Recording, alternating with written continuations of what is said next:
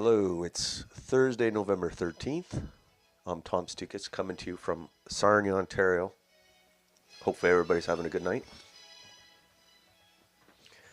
Yes, Thursday. Not much going on. You think there'd be all this debate going on in Parliament about this budget that's going to be voted on Monday, but it's like nothing. Nothing from the Conservatives, nothing from the media. Everything's great, I guess, with this budget. It's going to pass with flying colors. So, not much on the feed today regarding Canadian politics, except just how screwed Canada is. So, we'll go see what's on the feed today. Not much Pierre. He's laying low. Laying low. So, the budget vote's supposed to be, I think, Monday. So, we'll see if we'll have an election or not. Okay, what are we doing here? The day that was.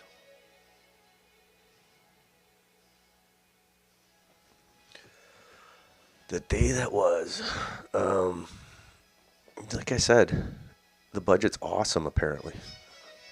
No, it isn't. We're screwed anyway. Because we don't have a... We have like a traitor government, but the opposition is basically there for voters to let off steam, and that's it. Nothing will change with these guys.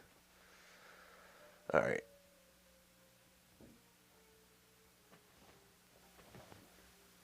This is funny. I was saying about this Calistani protests. I hate these Calistani guys. Like, they come here.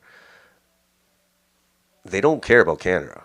All they care about is whatever the hell Calistan, and grabbing their guns, collecting their guns, and shooting their guns in the woods, and threatening to kill Indian government officials that visit Canada. This is, I guess, in Niagara Falls. They were protesting the Indian foreign minister visit to the G7. Yeah, I can't stand these guys. And there's some Canadian protesters at their little rally there. And I think that's a great idea. We should, counter protest their demos. That way they can get the message, maybe. But like, you look at the Calistani, at the whole thing in the States and Canada, and you could tell they have no intention of assimilating into Canada. Like, they have even if they've been here for 30 years, it doesn't matter. They don't want to assimilate here. Let's look at this.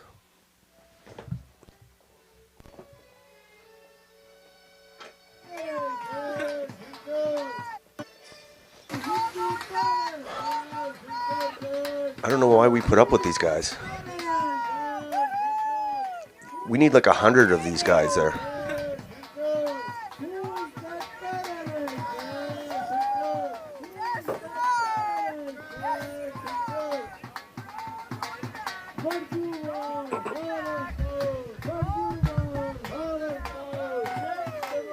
First of all, housing in New York City. Get a really good presence at these protests. All right. This is I thought this was interesting. Like, I was saying, for a long time I thought it was just Canada getting invaded by Indians or flooded with Indians. But the States is actually getting flooded quite a bit now. Or at least it's in the news more. And they're getting the Indian fatigue pretty quick. So this is funny. In Best Buy in Chandler, Arizona, look at the options it gives when time to pay. And you don't think we have problem. Think again. I took the photo. So basically, you could pay in Indian money? No. Yeah, I guess you can. Which currency would you like to pay with? I haven't seen that.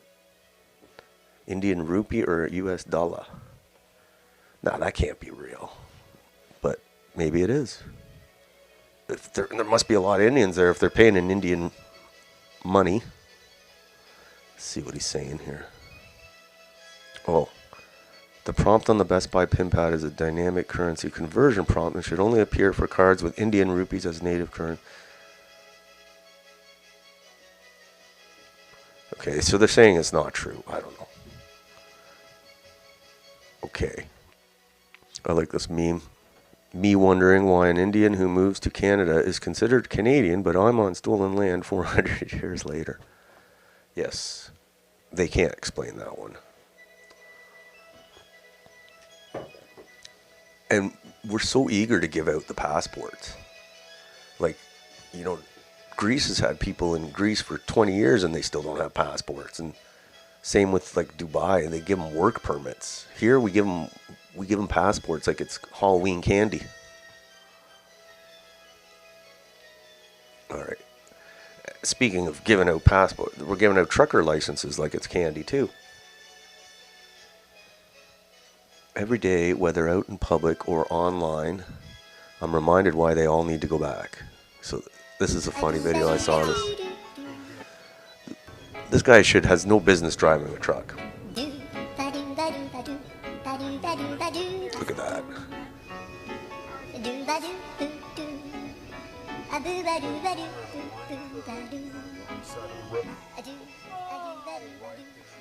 Yeah. Crunch that car.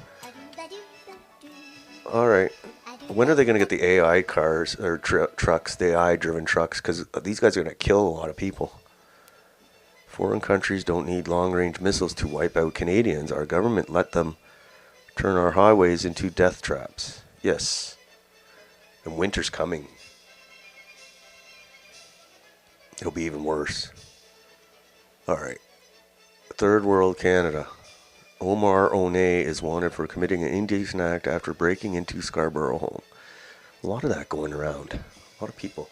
They're doing it in broad daylight too.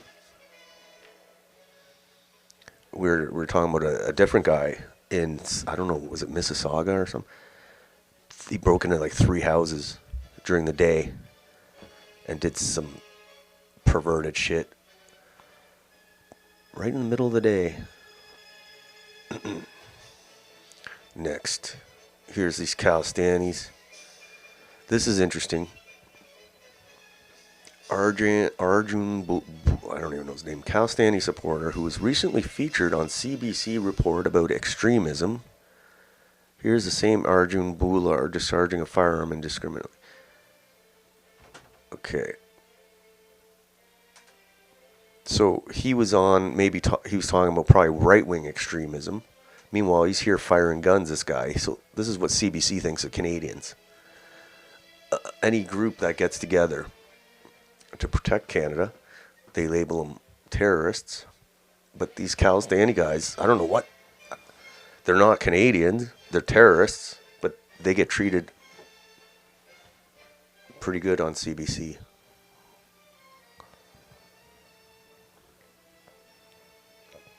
All right.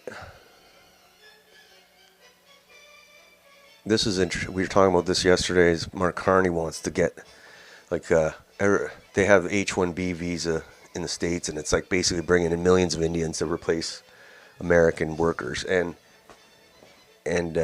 Carney wants to try and get some of them to come here.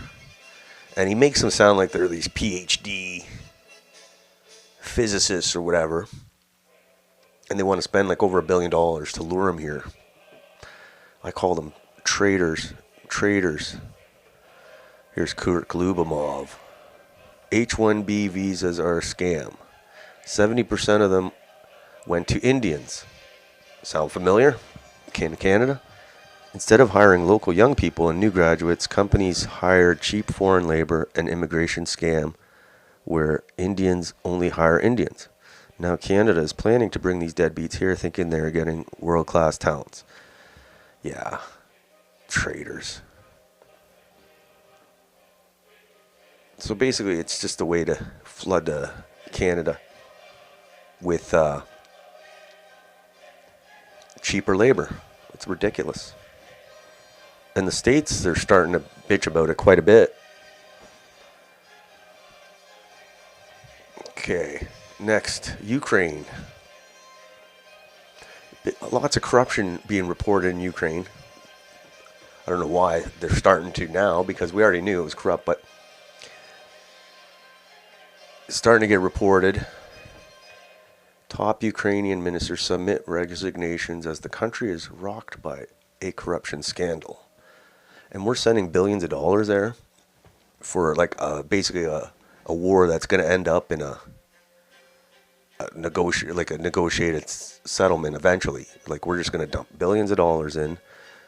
It's going to have millions of it stolen, and the rest is going to get blown up. So why is Canada sending billions of dollars to these corrupt clowns in Ukraine? It's a good question. I was against that war from the start. I knew what was going on there. All right, there's Pierre. Haven't heard much from Pierre this week. He's not lighting up the fire against the Liberals. I wonder why. Good morning, Canada. This guy is a controlled and this post here kind of expressed how I feel about Pierre.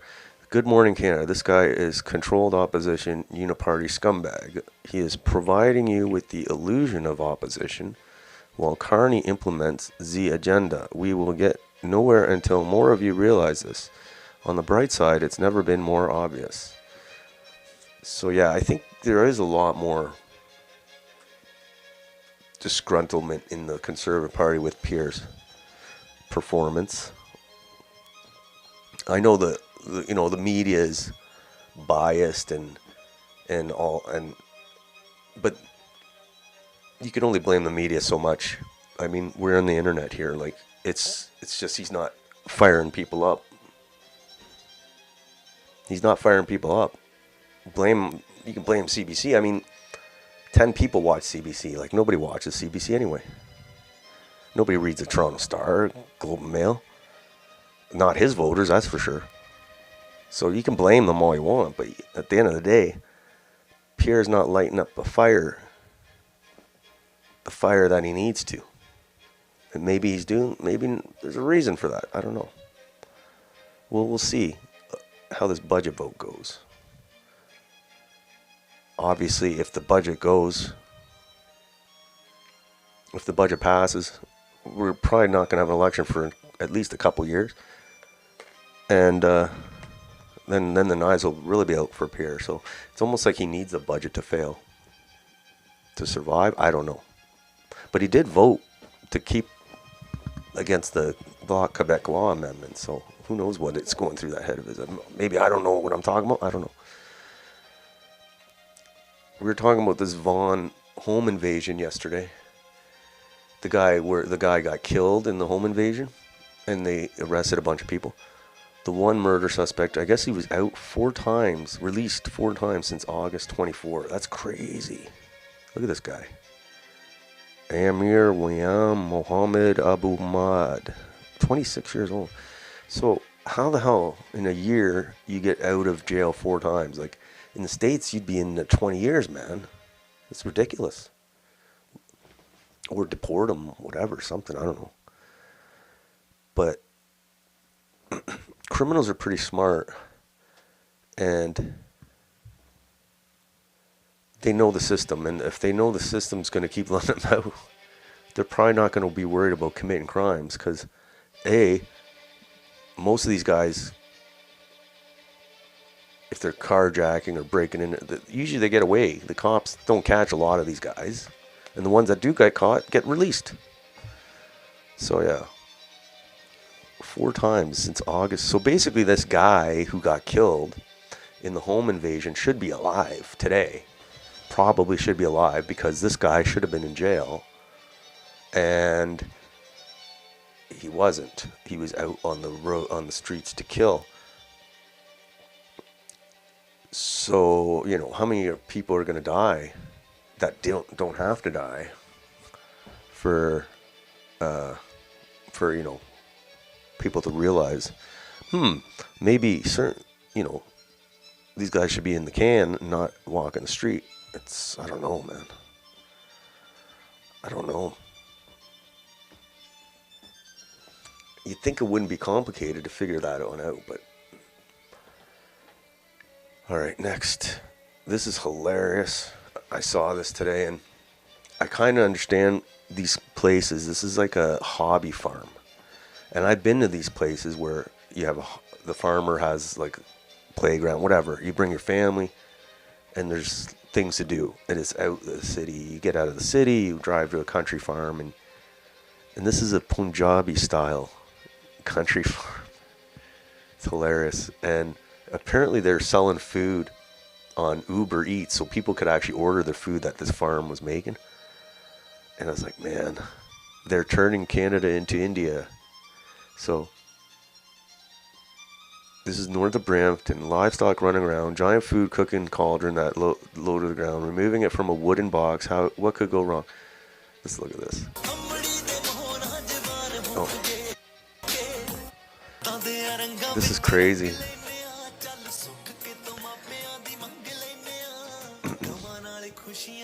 They're basically trying to make this farm out in the outside of Caledon as much as like India as possible. It's pretty funny, actually. I better turn this down for the copyright. Well, it's too late now. So I don't know what they're cooking there. They got chickens running around, spreading the H1N1.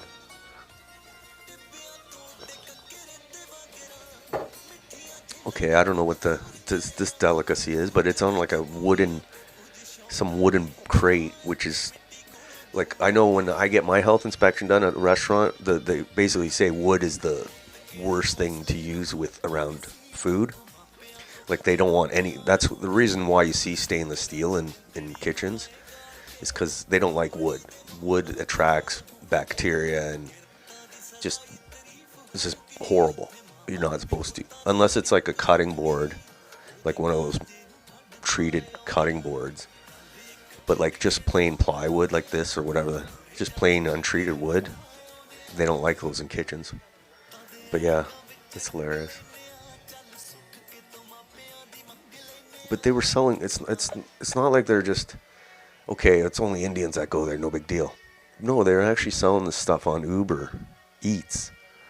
It's hilarious. It's like, can you imagine if you ordered that? I don't order anything off Uber Eats or DoorDash or Skip the Dishes. Nothing. I'll cook it myself. All right. Donald Trump's getting into trouble. Like, our government's letting in millions of Indians, but apparently Trump is too. I like this meme because he said American workers aren't smart or talented. So he has American worker no, poop throwers yes. That's pretty funny. Not just Canada. Okay. There's Zelensky. Canadian tax dollars support a corrupt Ukrainian government, and finally the mainstream media is reporting on it. Here's a deep dive thread trying to expose. All right, let's see this thread. Zelensky attempts to cover up a real estate scandal. Yeah, he's got a lot of money, that guy. Military extorts pay from soldiers. Whistleblower claims Zelensky embezzled billions. Wiretap conversations reveal Zelensky trying to embezzle billions. Drug cartels trained by the CAF to fly weaponized. Okay. Anyway, it's all corrupt. All the wars there is corrupt. And our government keeps throwing money at it. And Pierre supports it too. He should have come out in the election and said, "Oh, I want to end this war," but no. Or I don't want to be involved in this war, but no. He's right on with the liberals on the Ukraine policy. Okay. This is funny today. CSIS, what did they do? They had a little press conference. CSIS director outlines espionage, transnational repression, challenges from Russia, China, Iran, India. Wow. So basically everybody. Let's see this.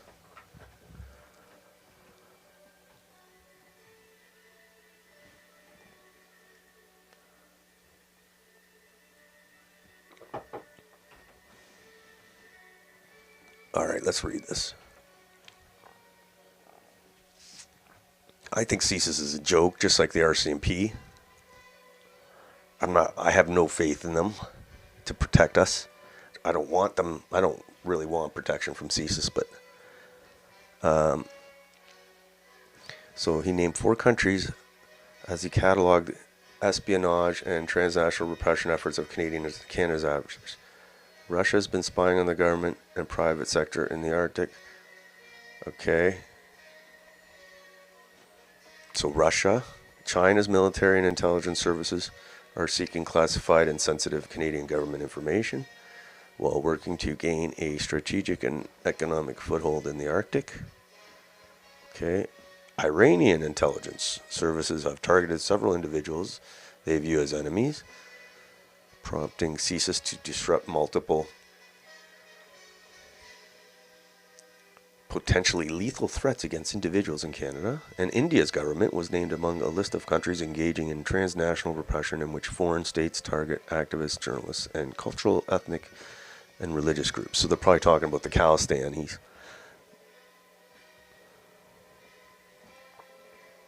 So these are the countries. And now, of course, I got to mention the Canadian terrorists. So Rogers also called violent extremism fueled by xenophobia, accelerationism, nihilism, anti-Semitism, misogyny, and religion one of Canada's most significant national security concerns. And there it is. Those involved are also getting younger. So basically, CSIS considers Canadians who don't want their country turned into a third world shithole. CSIS considers them significant national security concerns.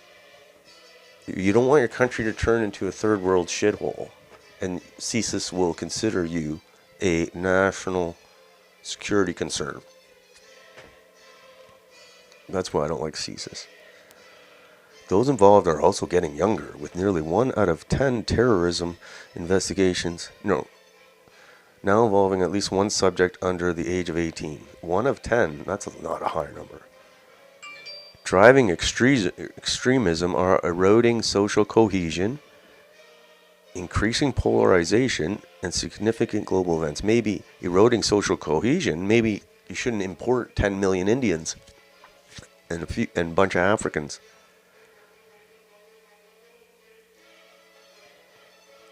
Adding the radicalization is often happening online without direction.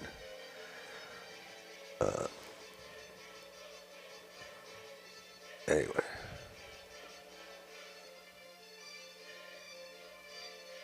Okay. So yeah, who knows?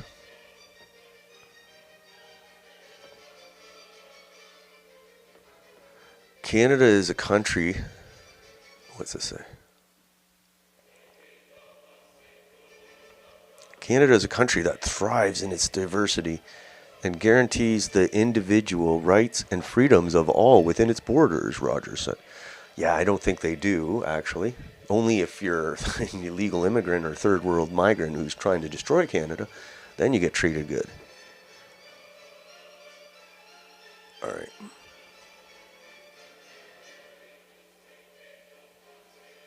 Okay. So they're talking about India and how India tries to target activists here. Well, yeah, we could send them back to India. They could target them there. So anyway, it's a bullshit report. CSIS is a joke. You're a joke, CSIS. And like, they consider Canadians extremists. They're gonna go that way. and try and who knows how many, you know, foiled operations they'll announce. And meanwhile, it was probably them setting up the whole operation to foil. You know, well, I'm sure we'll see those coming. All right, this is a horrible headline here. More than 40% of Canadian births had foreign-born mothers in 2024. That's horrible. A lot of them are probably like, what is it? Maternity ward tourists, like just come and have the baby, or they've been here like for like 7 minutes and now they have a baby. So, or they're having a baby to stay in Canada. So, it's horrible. Horrible. Trader leaders. Big problem. It's a big problem. If you don't think that's a problem, you got issues.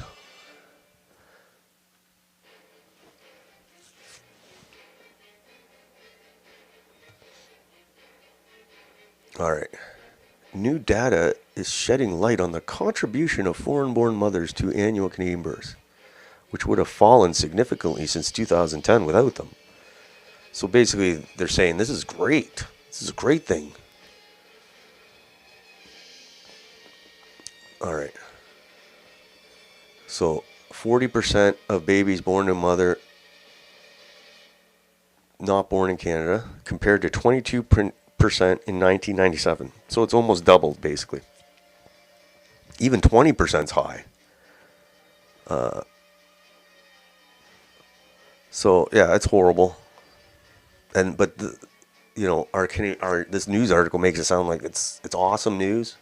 They're saving Canada from extinction. Yeah.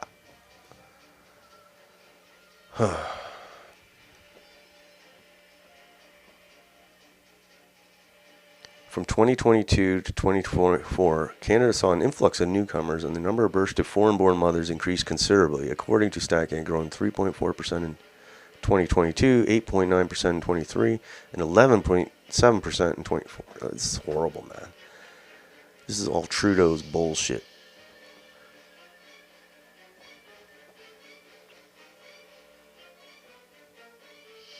Okay.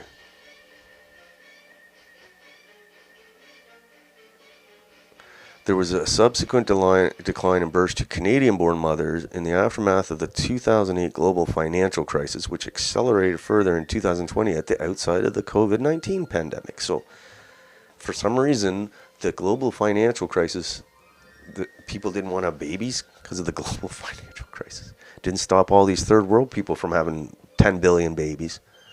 So, but in Canada, our government teaches girls to have abortions as birth control and to put yourself ahead of having kids.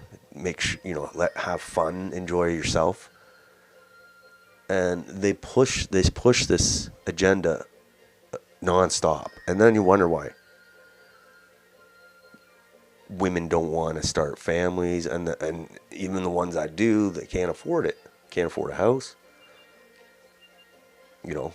If you can't afford a house, it's not just you crashing on a couch. You got kids. You need a decent place for them. It's horrible. It should be a wake-up call.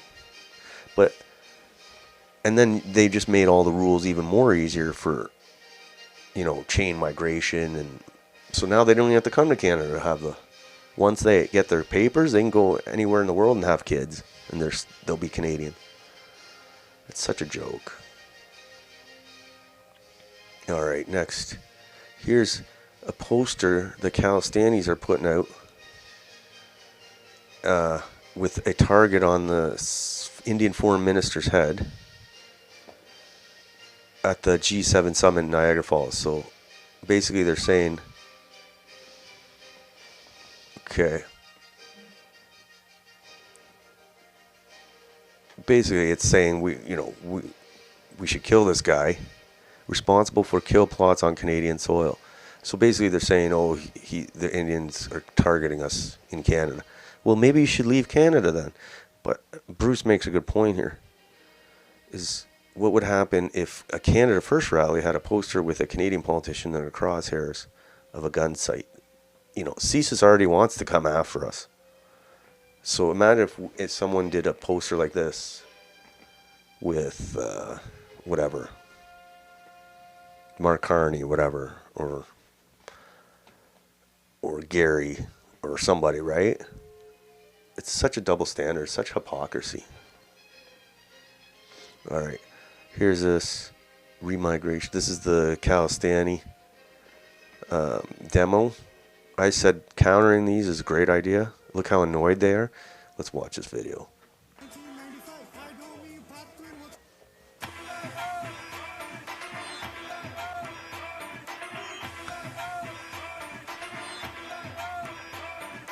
You are not belong to this country. This is not your land. You stole it from the Americans, man. Stop this. When did he come here? 1995. I don't mean Pat Quinn. What's up?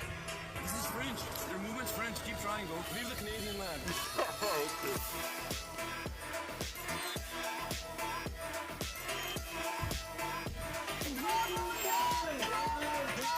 Let's go, Team Canada! Woo! Look at them. Terrorists.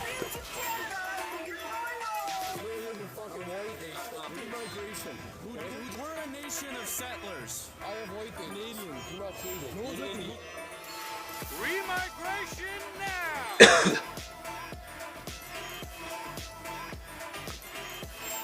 I like that video. It's good. But you hear how they talk. They're like, "Oh, we're taking over. You're not Canadian. You're not. This isn't your country, and you guys are a fringe movement." This is what they think. Once they get more of them here, and you're really the minority, that's how they're going to treat you all the time. But they're brave because they have a bunch of their guys there. That's why they're talking like that. But they have nothing but contempt for people, for Canadians. They have no intent to assimilate. They have nothing but contempt. So I would totally go to one of these and tell them to stick their Calistani flags up their asses. All right. Here's the final one of the day. This is why Canada's screwed. And we're talking about the budget. PM Mark Carney's first budget wins support for infrastructure immigration plans, according to a poll. So yeah, we know the media's in the bag for Carney. We know Pierre's a shitty opposition, just like Aaron O'Toole. And now you got this poll showing a lot of Canadians. The Canadians that do support Carney, I mean, he's got an interesting coalition. He's got the immigrants, like he's a total globalist, and he's totally sent the message out that he's going to continue the pipeline of migrants into Canada. Totally. So he's got their vote. So of course they're going to support his budget, especially it's an immigrant-friendly budget. And then he's got the elbows up liberal boomer crowd. But, they love, like, they're kind of the leftover from the Trudeau thing. But they were probably getting sick of Trudeau, even them. So he's got them, the elbows up crowd. And then he's got a lot of the conservatives that are like fake conservatives, like Aaron O'Toole, fake conservatives, who are comfortable with Carney, who they might not have been comfortable with Trudeau, but they're comfortable with a liberal like Carney. So you got that kind of coalition going.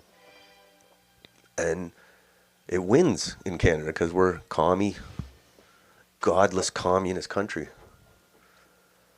So that explains, if you're kind of wondering how the hell is Carney winning, how can he beat Pierre, that's why. Because when you fill in millions of immigrants, they're going to vote for the party that let them in. Plus you got, like I said, you got the woke liberal wing of the party, and then you got the fake conservative groups, like the Doug Ford supporters or fake conservatives, whatever. that they don't like Pierre. So they'll go with Carney instead. That's all. All right. Let's see what this poll says. He secured broad support from across party lines. I don't know where he's getting that from. And provincial borders. Maybe they're talking about the poll. People polled. Okay.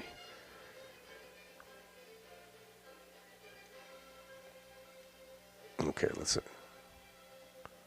76% of those surveyed were in favor of the Liberals' proposed 10-year, $51 billion local infrastructure fund. Okay. Reduced immigration targets received 74% approval. Not really reduced immigration, but it's kind of just lies. The immigration, we talked about the numbers, and it's they're still pretty high for yearly immigration. But according to them, 74% approve. So 60% of respondents backed plans to spend billions of dollars to modernize Canada's military. 55% were also in favor of shrinking the public service, while 37% supported the decision to boost CBC's funding. So anyway, you get the idea. 70%, 70%. So it's pretty smooth sailing, basically, for Carney on his budget. So not for me, like I'm totally against everything, but I'm saying this is what our kind of like whatever the hell we call it, an electorate in Canada now. This is what they're saying according to this poll. I don't know. It's horrible. So we'll see Monday what happens with this budget situation. And I think if they do pass the budget, Pierre's going to be in a lot of trouble. Because he didn't put up any fight on this budget. Barely. A whimper. And he lost the messaging battle here because apparently everybody thinks the budget's great. So he didn't get people fired up against his budget, which would encourage an election. So if the budget passes and there's no election, then Pierre is going to have the knives out, if they aren't out already. So it'll be fun to watch. Keep an eye out. But like I said, there's no political, I don't think there's a political fix here. Like, they've let in too many people now. It's going to be a very difficult fix. We'll see. Anyway, the next broadcast. Oh, we're going into the weekend. 14. I guess November 17th. Monday, November 17th will be the next broadcast. So that'll be the budget night. I think it's November 17th they vote on it. So should be fun to watch. So we'll see you then. Until then, have a nice weekend.